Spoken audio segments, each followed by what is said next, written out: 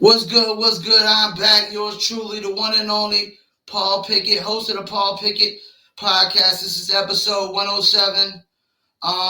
Before we get started, I'm gonna let you know I might have my first guest on for my podcast. Good friend Byron Brooks from the Bmore area out there in Baltimore area, Maryland. Don't forget this podcast is sponsored by Promo Palace LLC at promopalace.biz and New Litter Apparel at newlitter.com. Let's go ahead and plug them in.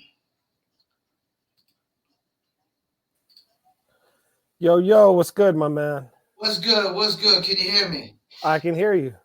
Oh, man. Been a long time, man. A long time. Decades, man. It's been about 20 damn years. Both getting old, man. Both getting old. Sir. Yes, sir. So how was your work day? Good, man. Can't complain. I got a fairly easy job. I work for a real estate agency. I do graphic design work for them. So they let me come in, leave whenever I want. So they really support my comedy career. So they're real cool. They let me do what I want, have time off when I need it. You know, real cool company called Guerrilla Real Estate. What are you doing on the as far as graphic designs? What all do you do for them? I do all of their graphics for social media, Facebook, Instagram. Like you designing the post and stuff? The post, the marketing. I'm putting up like listings, house listings on Instagram and on social media and you know anything that has to do with a computer is basically I do for them. Yeah, graphic design is like one of my not good points. Like I could do it, advertising, marketing, some video editing, music editing, but graphic design has never really been my thing, man. Well, you're an artist, you could get it, man. Yeah, I could, if I took the time for it, you know what I'm saying? But I got so much going on, it's hard for me to focus on the four things I got going. I wanted to start though kind of when we first met, right? Okay. We were co-workers. Co-workers, Fazoli's fast food, yes, Italian. And I was a hip hop artist, and you had a band. If I'm not mistaken, it was a cover band. That is right. It was a cover band called the Lab Rats. The Lab Rats. And y'all bands be coming up with these these crazy names. Now, how did you really get started into playing in a band, and what like cover artists did y'all do? Well, back then, that was like 2000, 2001 probably. It was a cover band of mostly like the new metal from that era, so like Deftones, Korn, things like that. Okay, so y'all were a metal band. Yeah, Limp Bizkit, things, the popular. Okay, was Limp Bizkit actually considered metal? They went on tour with a lot of metal bands, so they were lumped into the whole metal thing, but they were something different. So they kind of used the metal bands to break themselves, basically. Exactly. Okay, kind of like Insane Clown Posse did with I forgot who it was, or was it? It was somebody that toured with Insane Clown Posse, I think, like Tech Nine or somebody like that. Yeah, Tech Nine toured with them. Yep. Yeah. And he didn't really fit totally with them, but he kind of did because he was a weirdo somewhat. Yeah, but hey, you got to think about it. Like one of the biggest tours ever was Rage Against the Machine with Wu-Tang Clan. Oh yeah, that's right. Yeah. So different genres have always been trying to help each other out. I feel like. Now, do you think this is something I want to ask you? Being a cover band, do you always find it easier to get shows? Like as a hip hop artist, it was so hard to get shows. Yeah. But as a cover band, y'all actually do popular music. So that's fast forward into when I moved to Baltimore, Maryland. I had another. It was an original band, but we called ourselves a cover band. It was called Three-Legged Monkey. We would play classic like Metallica, Megadeth, things like that, just to get in the door. Get in the door, and then throw the original in. And then every like third song we throw an original in. You know what I mean? But definitely, like if we came at them like, look, we're an original band. We're doing all original songs. People would be like, nah, people here want to hear familiar songs. So I think, honestly, any band that's out there, should learn covers just to get your foot in the door. Once you get your foot in the door, play what the fuck you want. You know what I mean? Yeah. Now, I mean, like, I always saw it hard to get shows as a hip hop artist. Because hip hop, we can't do that. We can't you can't. Like, if we do cover music, it's so frowned upon. But in the rock world or bands, any kind of bands, it's not frowned upon. Why do you think that is? I think it has to do with the instruments. I just think, like a familiar melody is it's like universal. Like let's take rap for instance. When you put a beat that's a sample, nobody frowns upon that, right? I think it has to do with the instruments. I think that's where the leeway comes in with, rock bands and things like that. With rappers, you don't have a band behind you. Like I bet you the Roots. I bet you the Roots. Yeah, the Roots didn't have that problem. I guarantee you they didn't have that problem because they could probably just come in, do a 2-3 minute instrumental, of a song that people like, and then do their original shit. You know what I mean? I think it's those instruments behind them. That you play the guitar, right? I play everything. You play everything? Yeah. Now, how'd you get into playing instruments? Like, I never really got into playing instruments like that. I've been doing it since I was a little kid, man. The first thing I ever did extracurricular was martial arts. But soon after, my parents really wanted me to learn how to play the piano. So you were disciplined from the start, because martial arts is a lot of discipline, and I know learning an instrument is a lot of discipline. Yep. A lot of repetition. Both of them. It's just repetition, man. Now, was there a specific artist that got you into it though? Like, that got me into. Well, I'll just say this: when I was playing piano as a young kid, I fucking hated every minute of it. I did not like playing piano. I did not like the songs I was playing because, a traditional piano teacher is going to make you play, church songs. They're going to make you play classical stuff. And I didn't know any of that. And I was like, well, can I play, something that's on the soundtrack of a movie or some shit like that? You know what I mean? So I didn't really enjoy playing piano when I did. But playing piano made it easier for me to pick up other instruments. So when I got into like middle school, I was really into rap in middle school, and I was actually writing down lyrics, and I wanted to be a rapper. But then I was like, I don't have nobody making beats for me. Let me just see what I can do with this drum set or something like that. And once I got into playing like music with instruments, it was just like, okay, I'm going to play anything that has a drums when it came to the band part, right? It started with drums and hip hop. Yeah. And then it morphed because I knew how to play all these different instruments. It morphed into, I just want to learn how to play because I'm enjoying it. So anything you put in front of me, I'm going to try and learn how to play that. So you could put a country song in front of me when I was first starting. Hey, I'm going to learn how to play that. A punk song, a metal song, it didn't matter. I just wanted to learn different shit. You're just a music lover. Yeah. You're kind of where I'm at now. Like, I started out as a hip hop guy, and my appreciation for hip hop is kind of de-appreciated. Like, it's just because now it's not the same. There's no originality.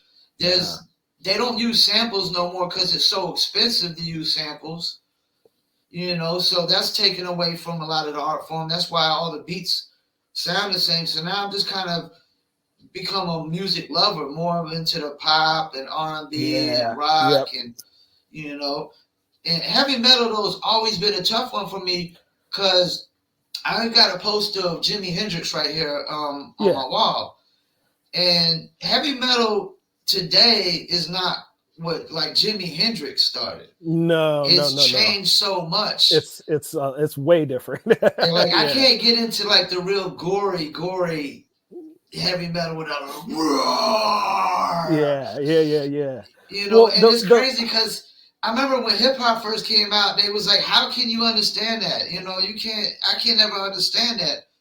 But the people who listen to heavy metal closely, they understand it. You just got to really always listen to the music. It's something that, it's familiar once you listen to it for a while.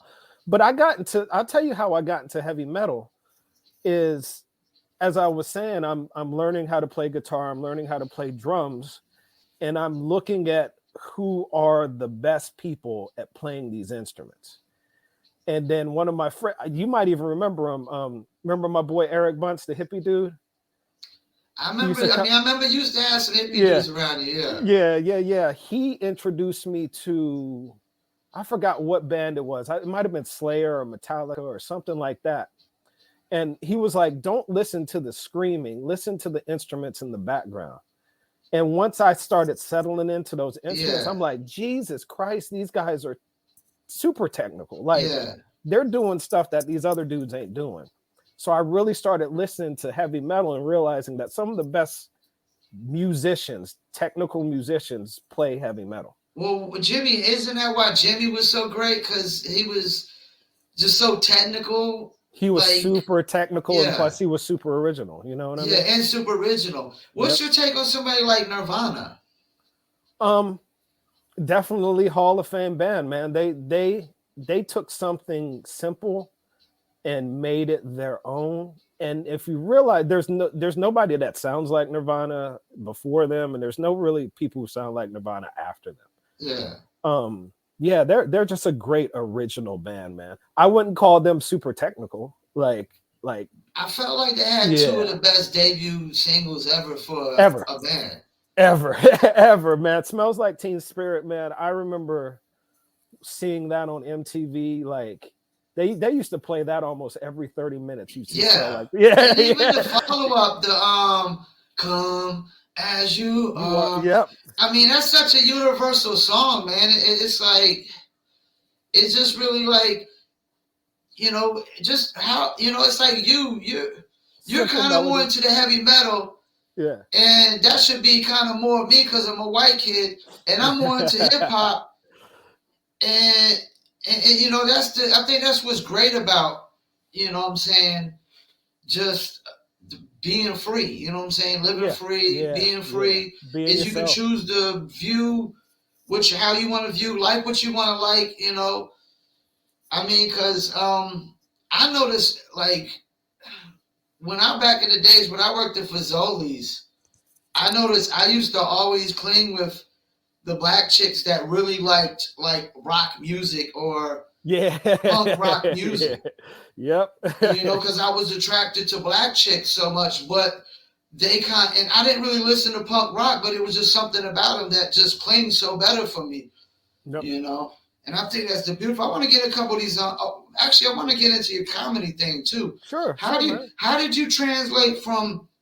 I never knew you did comedy back. Did you do comedy at all back then? No, not at all. How did you evolve into that? Because I've evolved into some other things myself. Yeah, huge comedy fan all my life. Like stand-up comedy has been a part of my life my entire life. But I never thought I could do it. Okay. I always thought, like most people thought, you had to be some type of actor or a big superstar. Okay. And then those guys got, let me try this comedy thing, and they'd go out and do like a comedy tour. I didn't know that there were people who just did comedy. Yeah, kind of like the actors on Broadway. Yeah, exactly. I didn't know that was a thing until I got older. Okay. I started listening to Joe Rogan podcast, Church of What's Happening. Well, it was the Church of What's Happening Now back then with Joey Diaz, and they were always talking about open mics and rookie comics and back when they started and all that kind of stuff. And I thought, I could do that shit. Like I think at the time I'm already competitive at martial arts. And I was thinking to myself, man, if I can step in a cage in my fucking underwear and get punched in the face, you know what I mean? I can fucking go up on stage and tell some jokes. Yeah. So when I got to I've been doing it for about 5 years now. I really started doing it when I stopped competing at martial arts. So I'm still a coach. I still go and I train. I do things like that. But when my competition, I retire. I decide I want to retire from my competition life. I was like, I got to do something else to boost this adrenaline. Now, is Joe Rogan even funny as a comedian? I've never seen him do stand up. Yes, he's very funny. I wouldn't call him one of the goats or anything like that, but he's a funny dude, man. He's kind of got a style, kind of like a new age. What's that dude who used to yell back in the day? Long hair, used to wear a trench coat. I don't remember.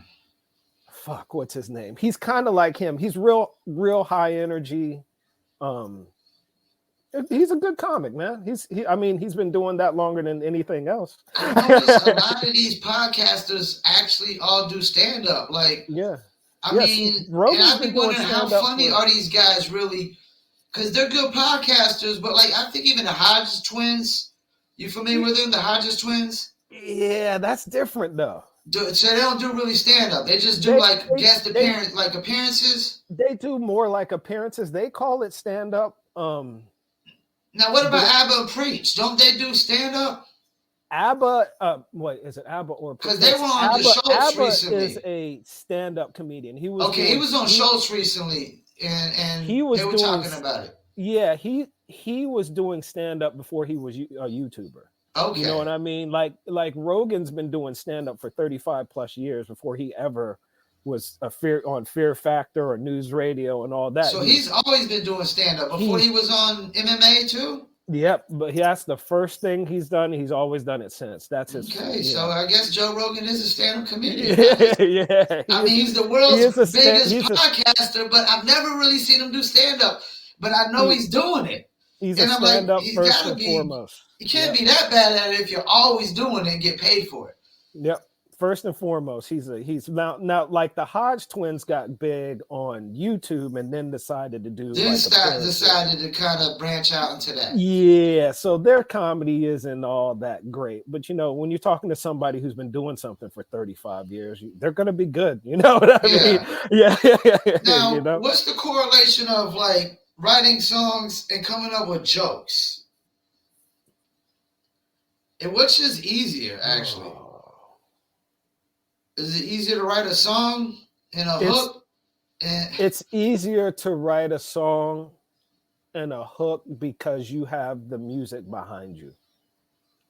You know what I mean? So even if you don't have any particular words in your head, you can kind of listen to the music and then, this kind of goes with that. You like scat something out. You know what I mean? This kind of goes with that beat.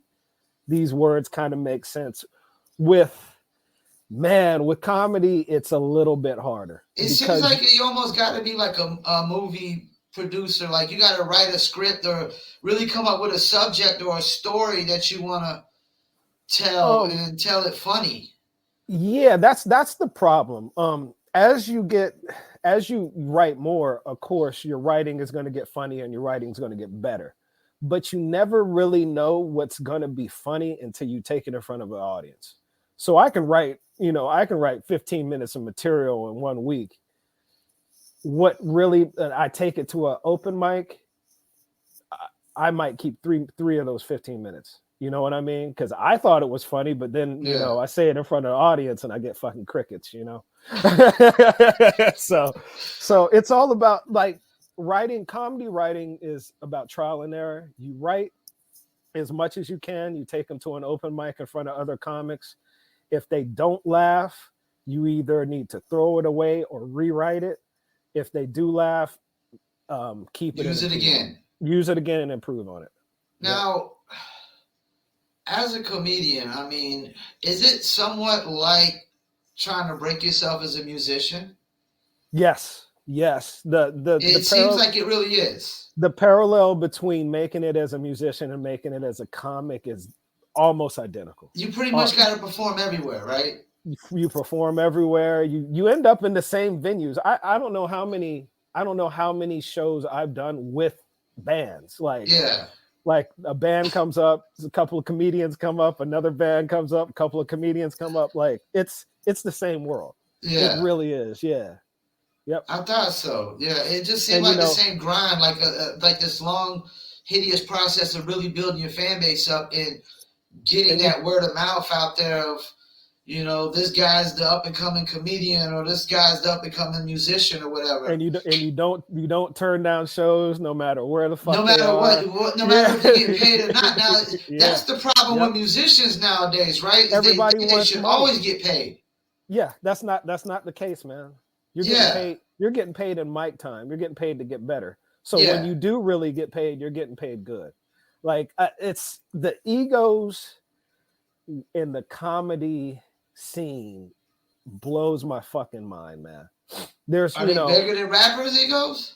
Oh yeah. The arrogance and the egos, I would think, are bigger than rappers' egos, because comedians want to be seen and heard all the time. All the time. I mean, I'm one of those people too. I check myself a lot, and that has to do with my martial arts background. And being that I've done that for 12 years, I know what to expect when you're doing something for a long time. So me doing this for 5 years, I don't have any big expectations, but the people around me, I feel like think they should have a Netflix special next week. You know what I mean? That's how rappers are. Rappers will start rapping last week. Just last week, recorded a song, their first song, and think they should be getting paid shows next week. And you only been rapping 2 weeks. So I guess it's really the same thing. They both got these super big egos. Now, when I think about being a comedian and getting paid for it, has got to be one of the greatest things. Oh, it feels good in the world. Like, to actually get paid to make people laugh.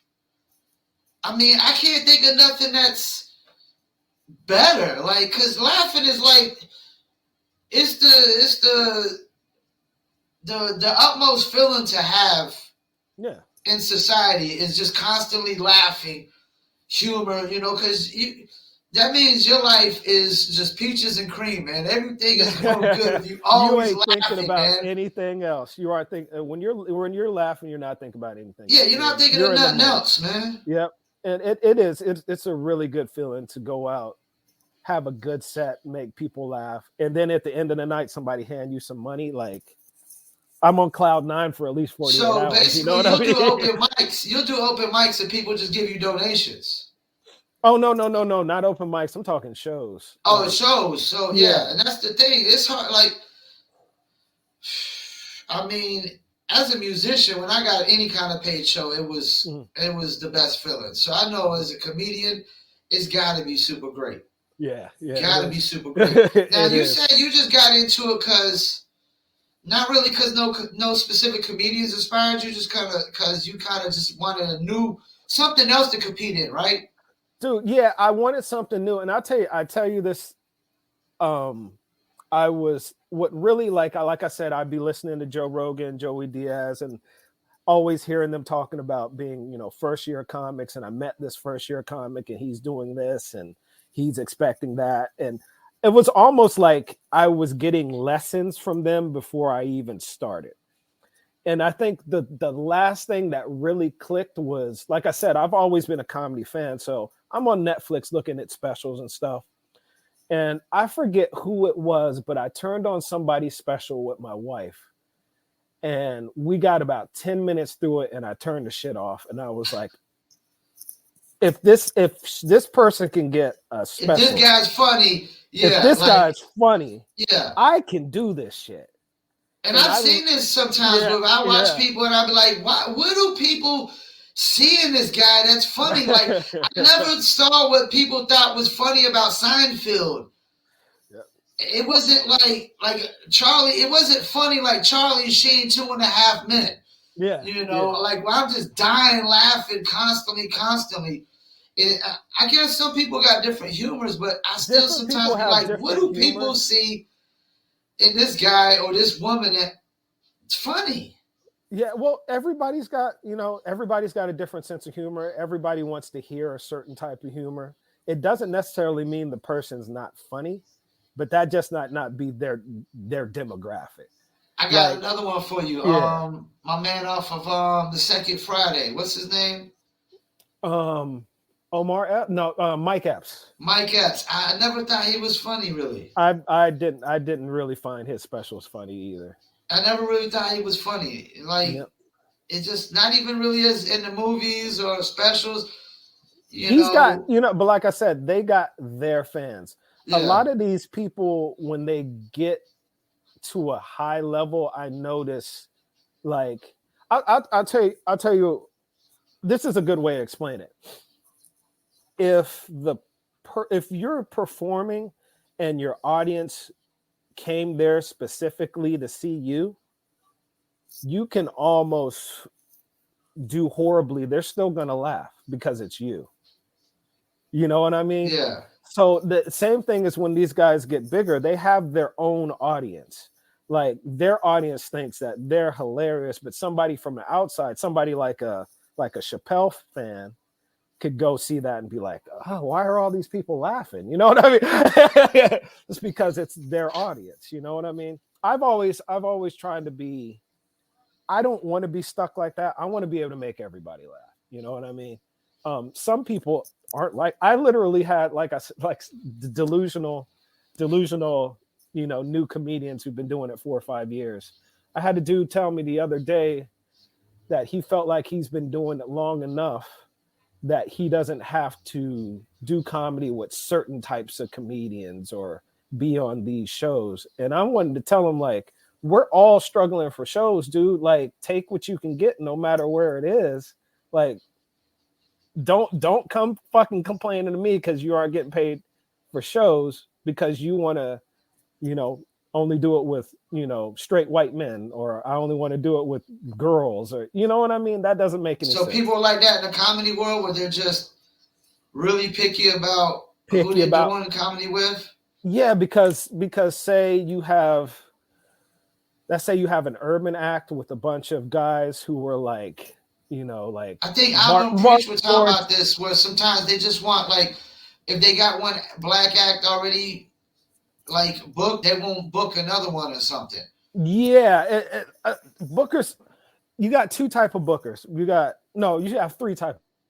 You have a booker that's always going to look at diversity first before they look at funny. So they might have 1 or 2 really funny guys on there, but they're like, oh, I need a white girl, I need a black guy, I need this, just to make it look diverse, which is I don't have any problem with that because it gets everybody seen, it gets everybody heard.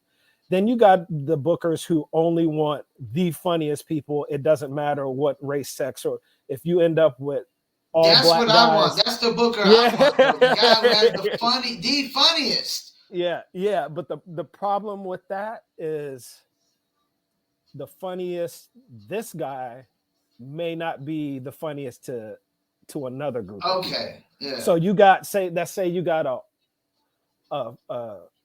a show full of, they got 4 really high energy black comedians who talk about black subjects.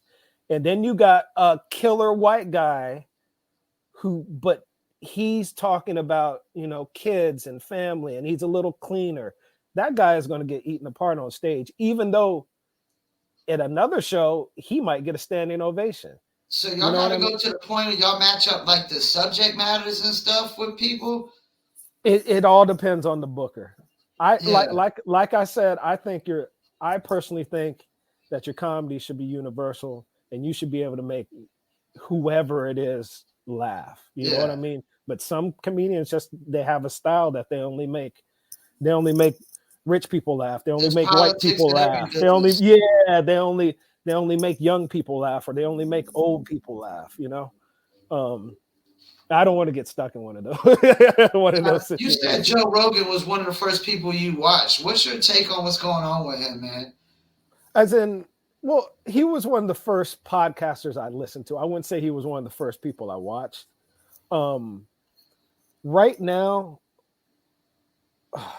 really honestly, we'll start with the whole COVID thing.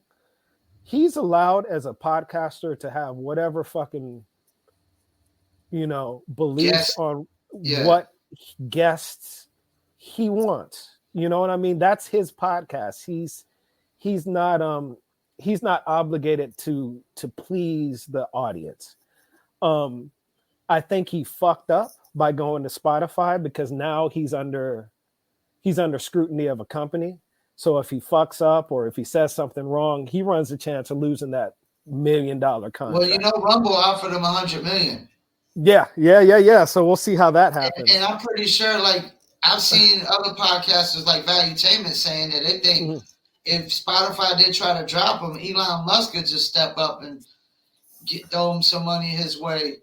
Because Elon Musk has been backing him. I mean, because all this really is suppression of free speech, and it is. Like, but I'll say this about it as well.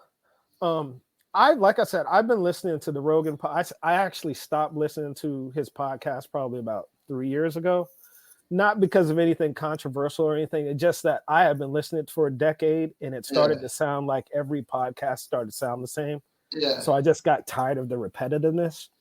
But I remember back in 2014 when he was saying, podcasts when he would say the N-word and all that kind of stuff. Yeah. And I remember back then being like, man, I know you're not racist, but man, this is going to come back to bite your ass. Like I remember thinking back then, like, this is going to come back and bite your ass. Yeah. So it's not a big surprise for me when somebody, when people who don't like him are going to pull up some shit from the past. But how much misinformation does Jen Psaki put out every day? Exactly. I just think, like, this is the thing that gets me is, like, when there's a hypocritical stance going on one side, and then it's like... Well, to me, the bottom line is when people start talking about this censoring and shit like that, what they're doing is protecting the dummies from hurting themselves. Yeah. And to me, it's like, well, if you're going to be a fucking dummy, then, you deserve dummy consequences. Nah, it's like, when I hear these leftist political radicals be like, all white people are racist, I don't sit there and be like, somebody needs to shut these motherfuckers up. I just be like, man, these motherfucking idiots, they don't know. Yeah. They just don't know, but like, I'm not saying like we need to suppress their views, their thoughts, their speech, or anything. Because, I mean, even like, you had times when the Black Panther and the KKK were both spewing hate. Yeah. On each side. Yeah. And nobody, like, we didn't need to suppress either side. You know what I'm saying? Because the Black Panther, I mean, I'm pretty sure they use, like, I freely use on the podcast the cracker, honky word. Like, I don't get offended by these things. Yeah. It's like... Well, I'm not gonna get pissed off at Joe Rogan because he used the word. I know the context of how he used the word. Yeah. I don't like that he did use the word. He definitely used it too much. He used it too much, but he's suffering the consequences of it now. And that's the thing. I never said that word on my podcast. I always say the N-word. And I don't mind saying cracker or honky because I don't get offended because my whole thing is if I got offended, then there's that saying, if the shoe fits. Yeah. Exactly. But it's a learning experience, man. It's learning for us. It's learning for him. Yeah. I think I was telling my friend the other day, I was like, what it really comes down to is he forgot his rich white man privilege. That's what it came down to, and he's paying for it. Was he really big at the time too? He wasn't really big. Well, in my circle, he was big. I don't know if he's as big as he was now. Like 12 years ago, I didn't know Joe Rogan as a podcaster. I knew Joe Rogan as a podcaster. 2014. That was like, I don't know, like 6. And I was late to the podcast party. So in my circle, which was the MMA jiu-jitsu circle. Okay. Yeah. He was huge. He was like the biggest thing on the planet. You know what I mean? What's your take on this? Like, I got a problem with this attack of cancel. Like, if cancel culture wants to go off after everything in the world, that's fine. But comedy, I always felt like was just like, it's open grounds, man. Like, if everybody in the room is laughing, I think it's a bunch of smoke, yo. Name one person who's gotten canceled for something they've said on stage. I mean, I think cancel culture is bogus anyways. I only think like really your real true consumers. It's smoke. Your real true consumers are the only ones that can cancel you. Mm-hmm. Yep. The people that just totally spend money on your lifestyle. The people who have really been canceled is for shit that they did off stage or off of their job. You know what I mean? So, if you're raping people, you deserve what you get. You deserve to get fucking canceled. You know what I mean? But just for saying something off color, you're supposed to lose your job. Like, I mean, what happened to the time where we would watch Archie Bunker and turn around and watch George Jefferson? Yeah, two of the greatest shows on television.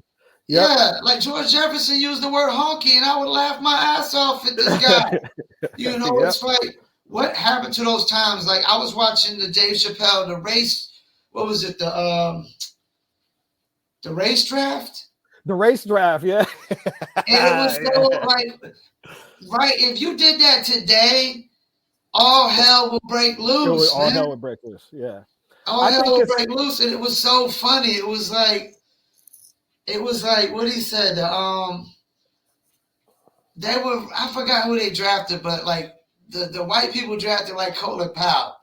Yeah. And the black dude was like, "Well, I tell you what, we'll let you have Colin Powell only if you take Condoleezza Rice." And then right after that, he's like, "The black delegate takes Eminem," and the boys like, "Hold the hell on, hold on now, you can't." No, he's like, "I'll tell you what, you can have Eminem." He's like, "Well, you gotta keep Eminem. We'll give you O.J. Simpson." He's like, hell yeah, we got O.J. back." I'm like, what happened to just these times? And now it's like, man, you fast forward, and it's like you put that out, and it's like everybody now makes their money off of wokeism. Advertisement, and then the advertisers are saying you can't say this and you can't do that. The comedians whose money is based on subscriptions, people like Andrew Schultz, people like what's his name, like fucking what's his name, who we're just talking about, Dave Chappelle. Okay. They don't have to worry about getting canceled because their money comes from a subscription base. Their fans are going to pay them regardless. They're not getting paid from Nike. They're not getting paid what subscription from Coca-Cola. Schultz get paid from? He gets paid. He gets paid mostly off the off his shows, and then he has a Patreon. So he uses a Patreon. I got a Patreon. He uses a Patreon. So he's probably got thousands and thousands and thousands of people kicking out Patreons. Yeah. So he doesn't have to worry about pissing off McDonald's or pissing off Nike or some shit like that. He can say whatever the fuck he wants. But in today's world, he can't, like, if Nike says, "Hey, I'm going to give you, $200 million," he might as well not take that because somebody's going to go back in 10 years and be like, "Oh, guess what Andrew Schultz said?" And then Nike's going to be like, "Oh, we can't have him representing us." You know what I mean? So I think it's a must that comedians coming up now, first off, say what they want to say and not worry about getting canceled, and also start learning how to make their money without having some big corporation over their head. Now, are a lot of comedians biting their tongue and watching what they're saying in this climate? Yes and no. From what I see with my own eyes, with the open mics, there are a couple, because you can go into certain. I'll take the Maryland area as an example. You can go to certain places in Maryland and they're not as progressive as other places, and those people will laugh at fucking anything. Now, what's the most touching subject that you probably should never, that most people try not to go to? Is it like transgenders or something like that? Right now, you can't make fun of gay people or transgenders. It's probably the biggest one right now. But you could always make fun of gay people before. Yep. So that's a good example. You go to certain places. With transgenders, they're not the same. You go to an open mic, say in a certain part of Baltimore where they're super progressive and there's a whole bunch of, the gay community is there. You better not say a joke about gay people. They'll get up and leave, man. You know what I mean? But you could take those same jokes out to, out to the county. Those guys will love it. You know what I mean? So, are we too sensitive? I think we're getting too sensitive, man. I think we're getting too sensitive, man. Do we not make the guys? Do they stop making the guys that you see on like the steel bar, 200 feet in the air, like skyscrapers? They don't make those no more. We don't have those guys no more. Nope, nope, not at all. Damn. Yep. So yeah, I just felt like we're just getting too sensitive. I mean, because even like these musicians going after Joe Rogan, I think it's such the biggest hypocritical stance ever. Because Luther Campbell fought for freedom of speech in Supreme Court for musicians, and musicians like they had Supreme Court going after them for freedom of speech way back in the NWA days, Cop Killer, Ice-T days, Marilyn Manson days. I'm pretty sure people, when Neil Young was popular, I'm pretty sure there were church groups who were protesting him. So why are you turning it around and doing it to the younger generation? You didn't like it when it was done to you. That's why I love what Eazy-E said in that movie Straight Outta Compton when they was taking the CDs and they were crushing them and breaking them. He's like, damn, you make a few rap songs and the world go crazy. Like, hey, they paid for them. They can do whatever the hell they want to with them. You know what I'm saying? He done got his money for them. He didn't care. You know what I'm saying? It defeated the whole. They were just really they were helping the cause out even more. Now I'll say this: us having this discussion and me saying all this, 98% of the shows I do, I have no problem with saying anything. Most comedy fans who are there to see comedy don't care what you say and they understand. It's generally you get problems from people who didn't know that they were coming to a comedy show. They just showed up, or didn't do their research about who's on stage. Those are generally the people who you're going to get issues from, who's going to write a blog, who's going to heckle you. Just those people who didn't know they were coming out to a comedy show, or the friend was like, hey, let's go to a comedy show next week. And they're just like, oh, I want to go out, but they didn't know that, this material was going to be said, or this joke is going to be done, or, who's going to be there.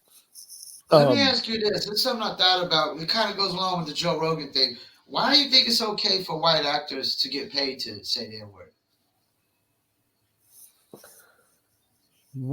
I think acting... Isn't that kind of like a double standard? It's acting. Acting is acting. I think acting is how's that any different than somebody telling a story in the context of a story? It's not. But I think the format is what makes it a little different. Like, I hate to say it, I'm not a big fan of white comedians using the N-word. It's not. I've never really heard a white comedian use the N-word personally. Louis C.K. has a bit. Okay. That he does about who's that author who did Huckleberry Finn and Tom Sawyer. What was his name? I forgot.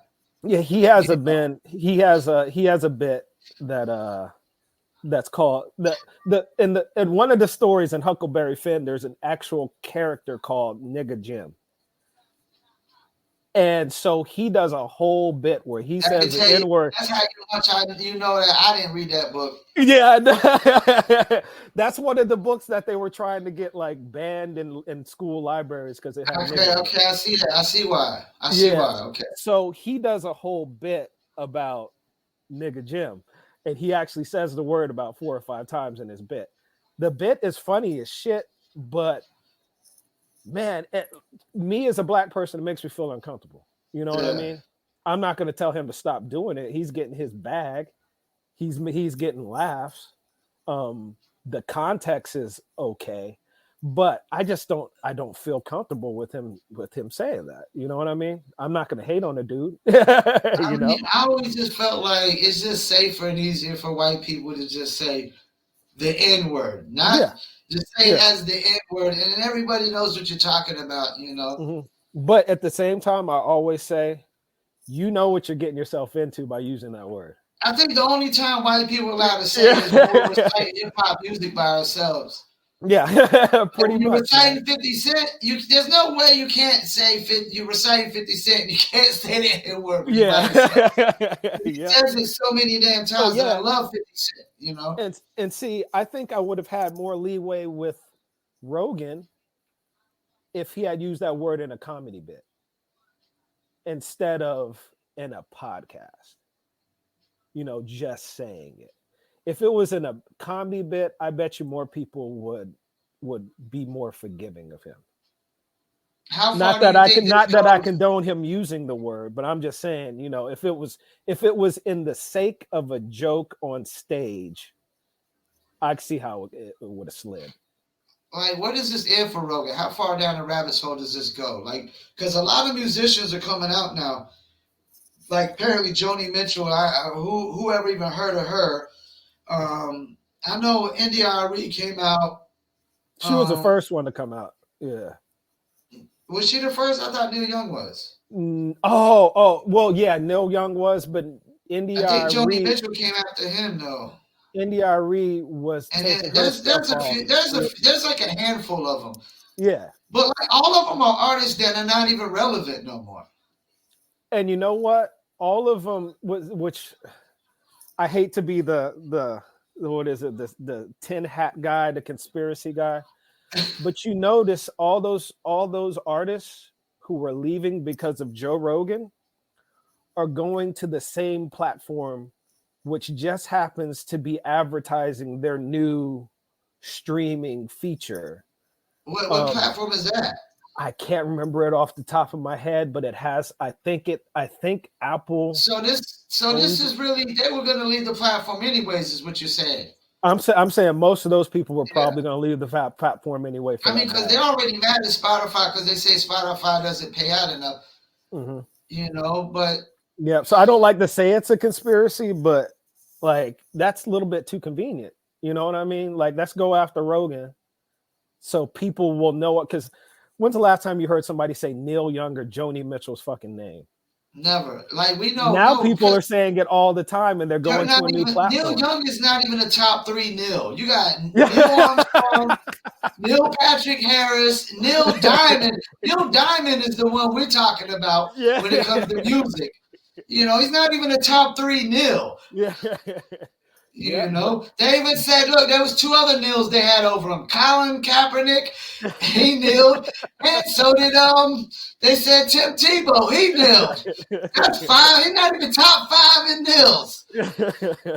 You know, but yeah, man, I just don't like the hypocritical stances. Like, that's what really gets me, is like when I see a musician going after freedom of speech, because it really started with this whole the talking about the vaccine, which in my opinion, I'm gonna say it here right now on my podcast, I feel like it's being false advertised as a vaccine because it doesn't stop you from spreading COVID and it doesn't stop you from getting COVID.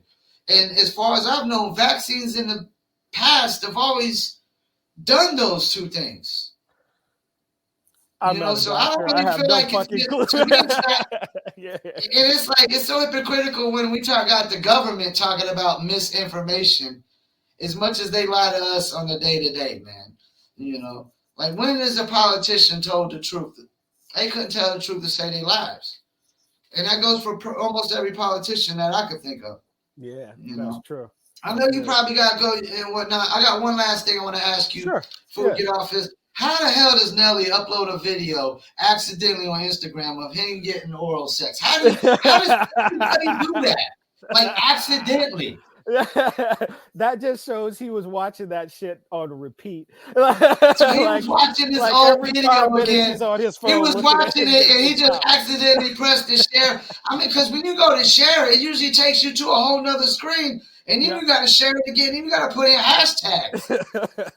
Yeah. You know, I don't know, man. Everything, for me, everything today is planned. Like everything that happens. That was calculated, right? I had to get off TikTok because I started thinking to myself that every fucking TikTok that claims that this just happened is a setup. Like, oh, I had this altercation at the gym. Well, why is this altercation in 4K perfectly fucking angled? You know what I mean? Like, nah, dude, this world is becoming a stage. The problem for me on TikTok is the non-binary people and the pronouns. Like this whole pronoun thing, they're gonna open up a rabbit hole because if it comes to the point where you gotta legally call people by their pronouns, they're not gonna like to call me by my pronouns. You're gonna have to call me God Almighty, King, Your Highness, Your Majesty, all the things that King Dingling. King fucking Kong, Godzilla, you know, like.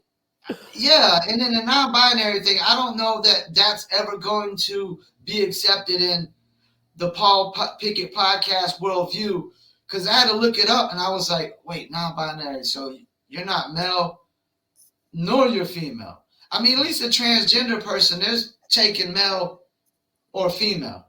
Yeah. But this idea you're neither, what are you, an it? I don't know. That's weird to me. You're an it. We're living in a new weird world. Yeah. A new fucking weird world, my man. Yeah. All right. Well, I'm glad you came in on this podcast. Touched in basis on this comedy. You're actually my first guest on the Paul Pickett podcast. I had a co-host, but he didn't last but like maybe 2 or 3 weeks. He tried to. That happens. He tried to think he was Max Kellerman to my Stephen A. Smith or something. I don't know what's going on. But I'm gonna let you get back to doing your thing. I know you had a long day at work. Hit me up on Facebook and enjoyed the interview, my friend. All right, appreciate it, brother. Right, talk to you later. Peace.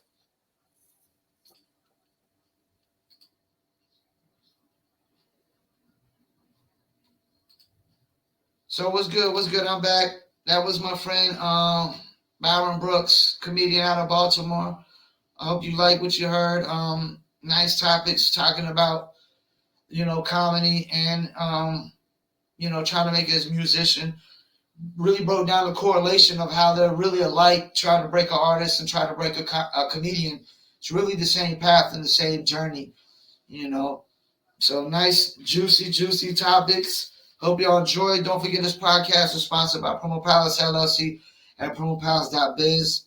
If you need online marketing promotion for your music, your product, your brand, and your service, please check out promopalace.biz. If you're a dog lover, you're a cat lover, and you like t-shirts, hoodies, or sweatshirts with dogs and cats on them, please check out New Litter Apparel at newlitter.com. That's NEWLITTER.com.